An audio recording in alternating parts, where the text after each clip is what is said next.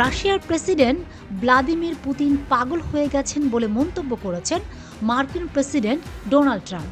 Putin যা করছেন তাতেও খুশি নন ট্রাম্প। আগ্রাসনের ৩ বছরের মধ্যে ইউক্রেনের সবচেয়ে বড় ক্ষেপণাস্ত্র হামলার ঘটনায় এমন মন্তব্য করলেন ট্রাম্প। খবর সিএনএন।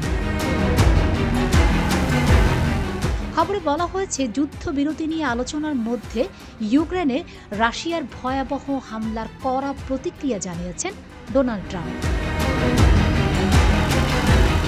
স্থানীয় সময় রোববার ২৫ মে সাংবাদিকদের ট্রাম্প বলেন, রাশিয়ার ভ্লাদিমির পুতিনের সঙ্গে আমার সবসময় খুব ভালো সম্পর্ক ছিল, কিন্তু তার সঙ্গে সম্ভবত কিছু একটা ঘটেছে। তিনি একেবারে পাগল হয়ে গেছেন। তিনি অকারণে অনেক মানুষকে হত্যা করছেন এবং আমি কেবল সৈন্যদের কথা ভাবছি না, কোনো কারণ ছাড়াই ইউক্রেনের শহরগুলোতে ক্ষেপণাস্ত্র এবং ড্রোন ছোড়া হচ্ছে।